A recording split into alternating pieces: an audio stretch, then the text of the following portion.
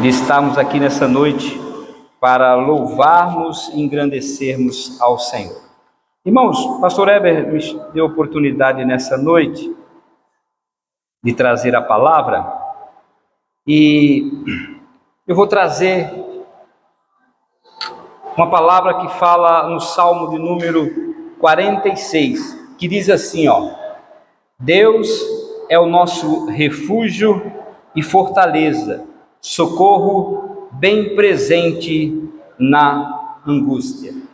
O salmista, quando escreve esse salmo, irmãos, está num momento de crise nacional, ameaças de guerra, instabilidade, tá? Então, ele começa falando o quê? Que Deus é o nosso refúgio. Irmãos, o salmista não está dizendo Deus foi ou Deus será. Ele está dando uma afirmação que Deus é o quê? O nosso refúgio. Então, ele diz que Deus é o nosso refúgio, irmãos. Em tempos de crise, em tempos de dificuldade, em tempos onde muitas vezes nós nos sentimos sozinhos, Deus é o nosso refúgio. Amém? Ele é o nosso refúgio. Tem pessoas que o refúgio dele, sabe o que é? Condições financeiras. Pessoas que têm condições moram aonde? Em condomínio fechado, com medo de viver numa casa. Por quê? Porque dentro daquele condomínio, a pessoa se sente segura. Não sei se vocês entram em condomínio, mas, para falar a verdade, é uma chatice entrar no condomínio. Eu sempre vou em condomínio, mas tem que dar nome, tem que dar o RG, quando não é RG é CPF, sabendo que tem até a minha foto lá, só libera depois que a gente fala tudo. Por quê? Porque as pessoas lá dentro do condomínio se sentem o quê? Seguras. E nós, irmãos? Nós precisamos entender, como o salmista Davi está falando aqui, que Deus é o nosso refúgio, é um lugar seguro, é um lugar onde você pode contar com Ele, é um lugar onde no meio da luta, da adversidade, Deus guarda você. A questão é essa, irmãos. Então, o refúgio é um lugar de proteção, aonde eu e você nós podemos socorrer diante do Senhor. A palavra de Deus fala que torre forte é o nome do Senhor, e o justo correrá para Ele. Agora uma pergunta que não quer calar. Quando você está na luta, na adversidade, você vai correr a quem? A reclamação? A murmuração? O povo de Israel rodou 40 anos, por quê? Devido à murmuração. Não cria nos milagres que Deus já tinha feito. O povo reclamou durante muito tempo, pedindo livramento. Deus vai lá, levanta Moisés para tirar o povo da escravidão. Só que a escravidão não saiu de dentro do coração daquele povo. Moisés, você veio nos trazer aqui no deserto para morrer de fome? Ai, que saudade das cebolas, dos melões. De saudade. Quer dizer que os caras preferiam estar presos, levando chicotada na hora do trabalho, do que ter o quê? Uma liberdade. Irmãos, aí você fica se perguntando, por que Deus levou o povo no deserto? Para mostrar que Ele era Deus, que Ele que cuidava do povo dele. Só que as pessoas faziam o quê? Reclamavam demais. Então o salmista aqui está falando o quê? Que nós podemos confiar no nosso Deus. No meio da luta, da crise, muitas vezes das condições financeiras apertadas, nós temos que confiar no nosso Deus. Então por quê? Porque Ele é uma fortaleza. Você já assistiu aqueles filmes medievais, né? Que tem as fortalezas, que a fortaleza é um lugar seguro, onde o rei está lá, né? Para falar com o rei, precisa falar primeiro com seus súditos, para poder chegar diante do rei. É um lugar fortíssimo. Então, Deus tem um nome poderoso. Está na luta? Senhor, a tua palavra diz que muitas são as aflições do justo, mas o Senhor os livra de todas. Jesus Cristo venceu o diabo, irmãos? O diabo falou o Salmo 91, ei, se tu és o Filho de Deus, manda que essas pedras se transformem em pães. Jesus estava debilitado, 40 dias sem comer, irmãos. Jesus, segundo alguns historiadores, falava que Jesus andava segurando assim nas pedras, porque ele estava muito debilitado, sem comer. Aí o diabo, para realmente fazer com que Jesus mostrasse que ele era, falava assim, por quê? A tua palavra diz, Senhor, manda essas pedras transformarem em pães. Você sabia que a fome é um dos sintomas mais veementes do ser humano? O cara, quando está com fome, ele come gafanhoto, come rato, o que tiver na frente, porque ele quer saciar algo que está corroendo por dentro dele. Então Jesus rebateu Satanás como? Com a palavra. Também está escrito, nem só de pão viverá o homem, mas de toda palavra que sai da boca de Deus. Então, irmãos, a questão é essa, você tem confiado em quem? Você tem confiado em você mesmo? É falha. Você tem confiado em pessoas? É falha. Então coloque sua confiança em Deus, porque Deus, irmãos, Ele é o quê? Ele não é só um abrigo, Ele também é uma muralha. As pessoas estão te afrontando no teu trabalho, saiba que não está afrontando você, não está afrontando Deus. Algum familiar teu que não é convertido está te afrontando, saiba que não está afrontando você, está afrontando Deus. Alguma pessoa está te perseguindo, saiba que ele não está perseguindo você, ele também está perseguindo Deus, e Deus, ele entra com providência. Deus, ele entra com providência, irmãos. Por quê? Porque ele é o socorro bem presente na angústia.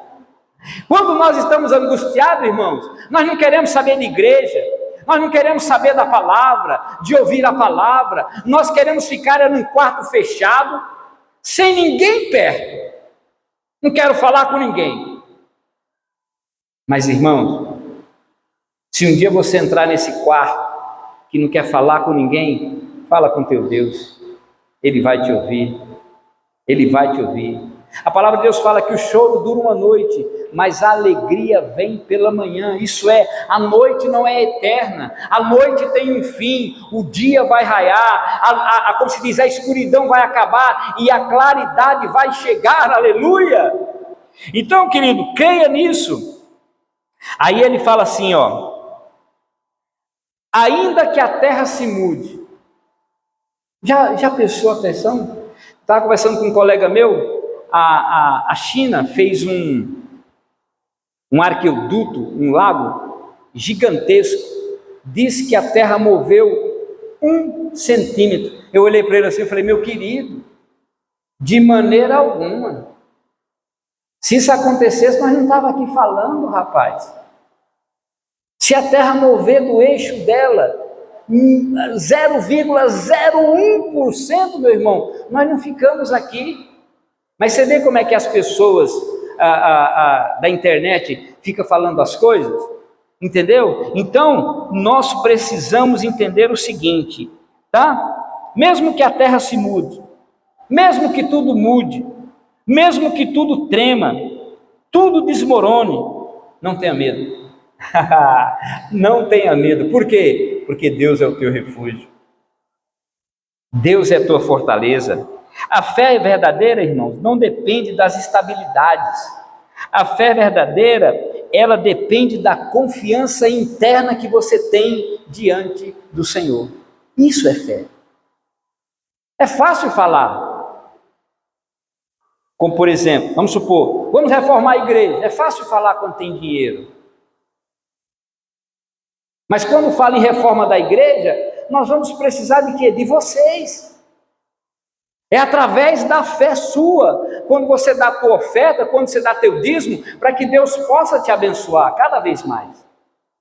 Então, a fé sua não depende da circunstância, depende da confiança que você deposita em Deus. Aí fala também no versículo 4 e 5, o rio que alegra a cidade de Deus, que fala assim, há um rio cujas correntes alegram a cidade de Deus. Observe, irmão, que ele não fala de mar. O mar é extenso, mas ele fala de um rio que alegra a cidade de Deus. Que fala, significa o quê? O que o rio simboliza, irmãos? A presença de Deus. Saiba que o teu Deus, ele não fica parado. Não. O rio simboliza também o Espírito Santo. O rio também simboliza a vida espiritual contínua. Quem tem esse rio não seca. Por quê? Porque o rio, quando nasce, ele nasce de onde? De quê? De uma fonte. A fonte é Jesus. Nós somos o rio. Nós somos o rio que navega por esse mundo, aonde as pessoas olham para nós e tem que ver a diferença, irmãos, de eu e você, de nós cremos no Deus que pode mudar qualquer situação, de um Deus que realmente opera maravilha.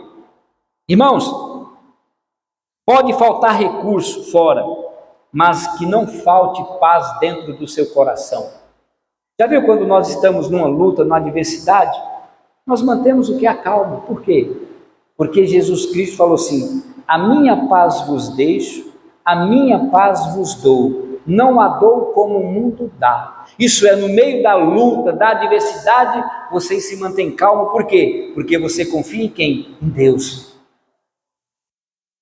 A confiança é essa, irmão. É nós confiarmos nesse Deus que pode nos ajudar, que pode realmente nos trazer a segurança que nós precisamos. Irmãos, quando Deus está no centro da nossa vontade, você não se abala. Salmo 125 fala: os que confiam no Senhor são como os montes de Sião, que não se abala, mas permanece para sempre. Aleluia. Você está protegido pela mão poderosa do Senhor. O problema, irmãos, não é a tempestade. O problema é Deus não estar no centro. A questão é essa. Por que muitas pessoas desistem? Por que muitas pessoas, no meio da caminhada, abandonam a fé? Porque não creem em Deus. Muitas pessoas abandonam, por quê? Porque a primeira coisa, irmãos, ela dá lugar ao quê? À sua natureza humana. Se a pessoa dá lugar à sua natureza humana, ela não vai subsistir. Ela vai querer as coisas do mundo. É mais prazerosa, né? É mais, como se diz, é mais confortável. É mais fácil, que nem domingo o pastor Heber pregou, é mais fácil a pessoa andar de joelho um certo período e depois ali curtir a vida dele. É mais fácil. Porque quem tem Jesus, irmão, tem que renunciar às coisas do mundo. Quem tem Jesus realmente tem que renunciar àquilo que muitas vezes quer te levar para o buraco. Aí fala aqui, ó, as nações se embraveceram, ele levantou a sua voz e a terra se derreteu. A única coisa que livra e que desenvolve caos e que realmente pode parar, meus irmãos, é a palavra de Deus. O que você tem falado? O que você tem falado com o Senhor? É a palavra, meu irmão. Eu vi uma frase e ficou na minha mente, que nós, irmãos, nós temos o poder da palavra. Lá em Provérbios fala que a vida e a morte está no poder da língua. E o que você tem falado para a tua família? O que você tem falado para o teu filho? Talvez no meio da tua família tem uma pessoa espírita, tem alguma pessoa macumbeira, tem alguma pessoa católica, mas você olha para ela e fala assim, baixinho, ela não precisa ouvir: ainda vou ver você na igreja comigo. Não precisa mais, irmão. Por quê? Porque você está profetizando para aquela pessoa que um dia ela vai se converter ao Senhor. Eu lembro, eu não sei se eu já contei aqui, eu gosto sempre de contar, tinha uma senhorinha, né, eu vi no podcast, e ela ia para a igreja, ela recém-casada, aliás, fazia tempo que estava casada, ela e os filhos dela, ela sentava as crianças do lado e ela pegava a Bíblia dela e colocava no banco. Todo mundo chegava e falava assim: está ocupado? Tá. Todo mundo chegava para ela: está ocupado? Tá. Só que acabava o culto, ninguém sentava naquele lugar. E aquilo ali o pastor ficou observando. Vários cultos. Ela chegava no mesmo cantinho, colocava os filhos e a Bíblia do lado. E o pessoal perguntava, até o obreiro chegava: está ocupado, irmã? Está ocupado. Ninguém sentava. Porque ela falava que estava ocupado, o cara não vai sentar, pessoa educada, né? E o pastor observava aquilo ali. Aí os obreiros chegaram para o pastor: pastor, toda vez que eu chego lá na irmã lá, eu falo para ela assim, ela põe a Bíblia lá no lugarzinho dela lá e fala assim, eu pergunto: está ocupado, irmã? Tem gente que está ocupado. Aí o pastor: nossa, o que nós vamos fazer, hein? Aí o Espírito Santo falou no coração dele: pergunte para ela. Aí ele pegou, teve um culto, mesmo jeitinho, ela chegava, sentava, legalzinho. Aí, no final do culto, o pastor chamou ela e falou: irmã, vem aqui, eu queria falar com você. Aí ela: o que, pastor? Irmão, os obreiros reclamaram que toda vez que eles vão perguntar se está ocupado, eu tenho observado também, você coloca a Bíblia e você fala que está ocupado. Ela fala: está ocupado mesmo, pastor, porque eu tenho fé que meu marido vai vir um dia de culto aqui, vai ouvir a palavra e vai se converter, porque eu creio no Deus que muda a situação de qualquer ser humano. Irmãos, não demorou muito tempo, o marido dela sentou na cadeira, se converteu ao Senhor e serve ao Senhor. Irmãos, é a fé, meu irmão.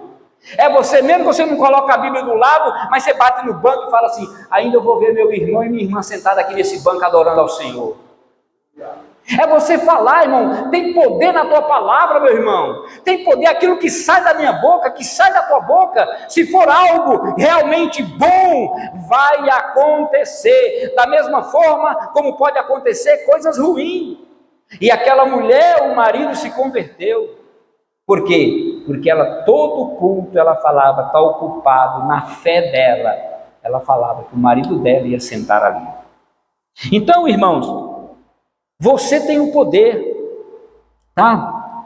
O Senhor, aí eu acho bonito agora que ele fala aqui, ó: o Senhor dos exércitos está conosco, o Deus de Jacó é o nosso refúgio, aleluia. A angústia, o desespero, a aflição, você fala: Senhor, o Senhor é o meu refúgio, é o socorro bem presente na angústia. Eu estou angustiado, Senhor, mas eu creio que o Senhor vai me tirar dessa angústia, eu creio que as portas vão se abrir, eu creio que realmente o mar vai se acalmar, porque eu sirvo ao Deus de Abraão, de Isaque e de Jacó. Irmão, quando nós estamos numa luta, parece que a gente está com as mãos amarradas, parece que as mãos da gente estão para trás, a única coisa que sobra é o quê? É a boca. Lembra lá de Paulo e Silas naquela prisão?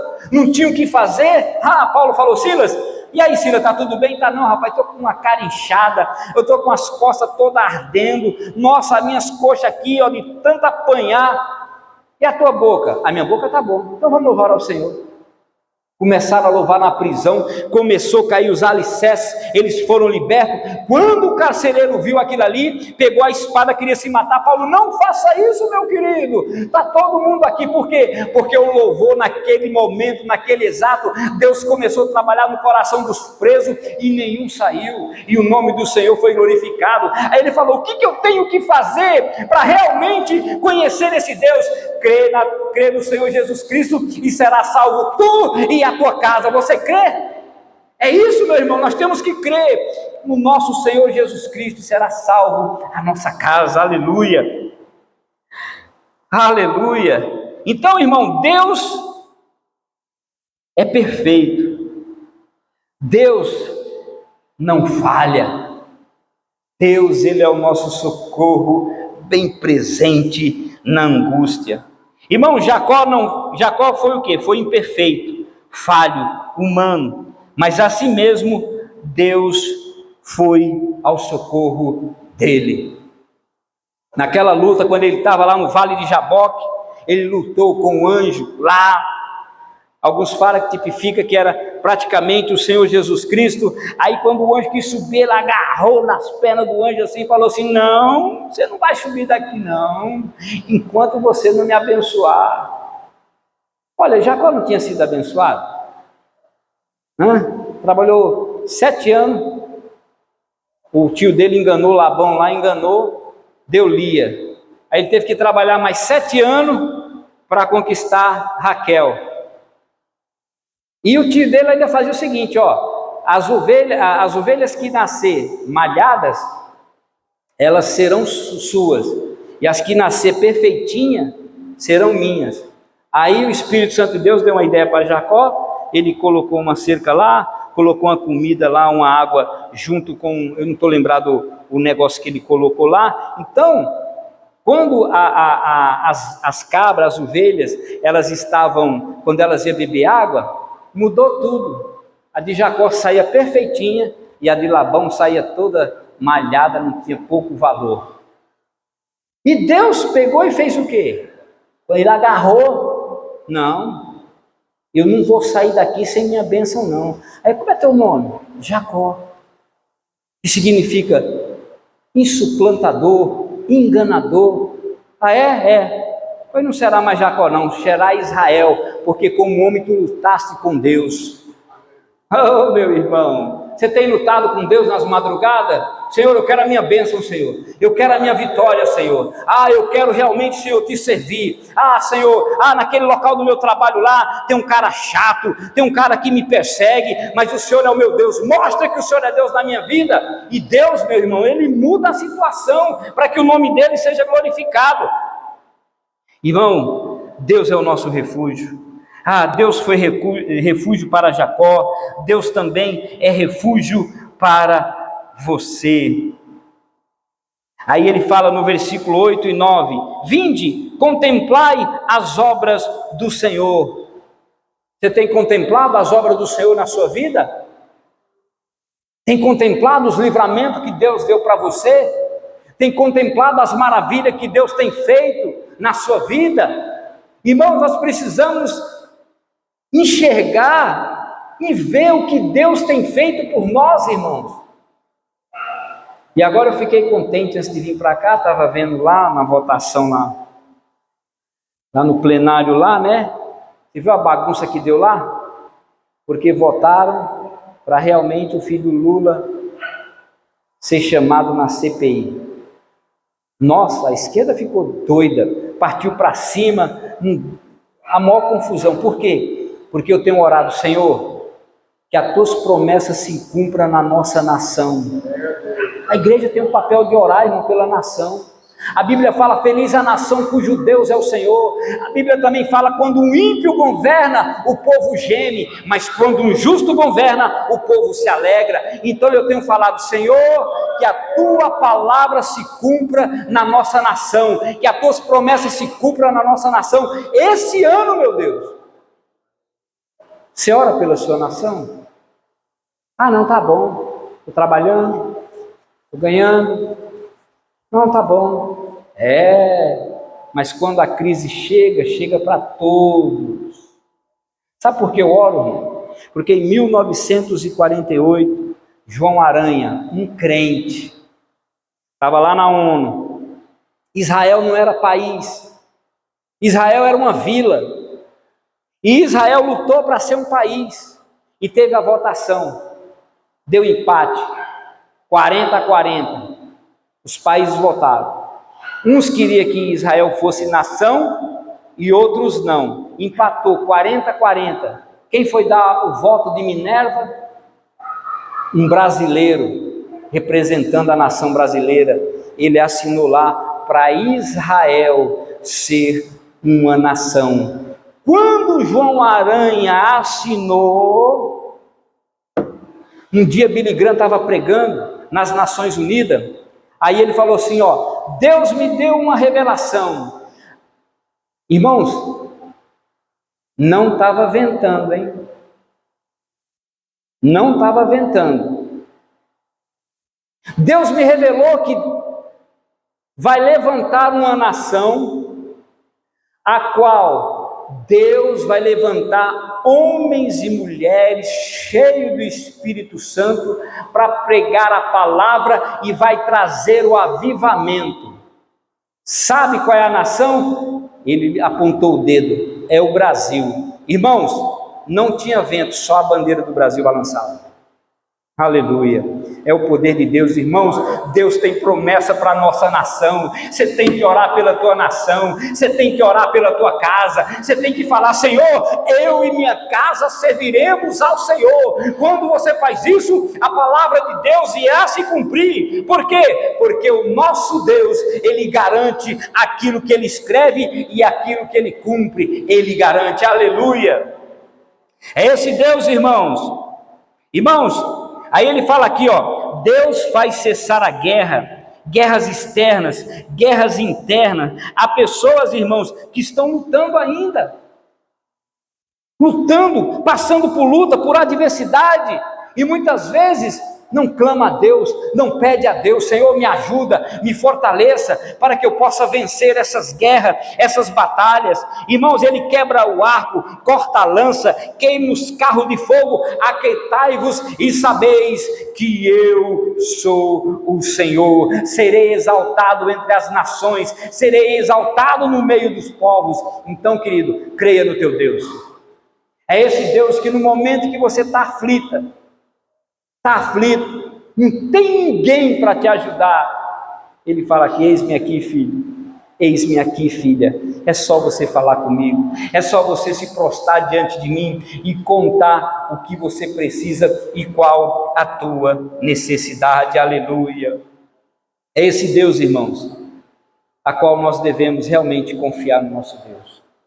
Não confie em homens, não confie em pessoas, confie no teu Deus, o Deus que pode mudar qualquer situação, o Deus que pode mudar a situação da tua casa, a situação do seu marido, a situação da sua esposa, dos seus filhos. É esse Deus que realmente Ele para de fazer o que está fazendo para ouvir o clamor do filho dele.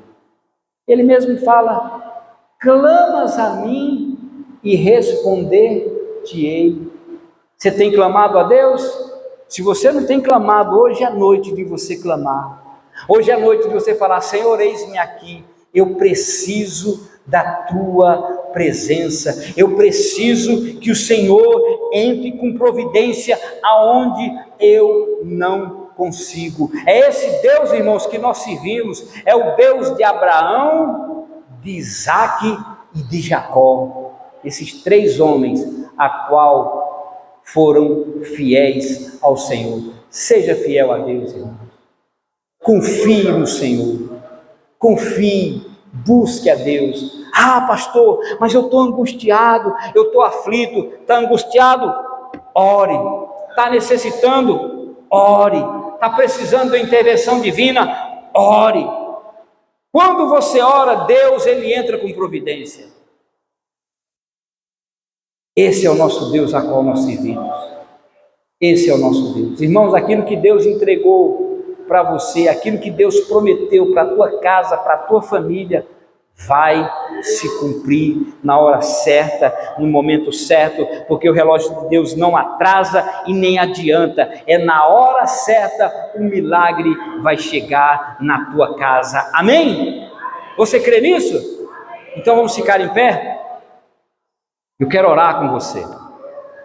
Eu não sei o que você tem passado, eu não sei o que muitas vezes tem afligido o seu coração, mas pensa naquilo que tem afligido o seu coração, pensa naquilo que você quer para a sua vida. Vamos orar. Pai, em o nome do Senhor Jesus, nós nos colocamos diante de Ti, Senhor.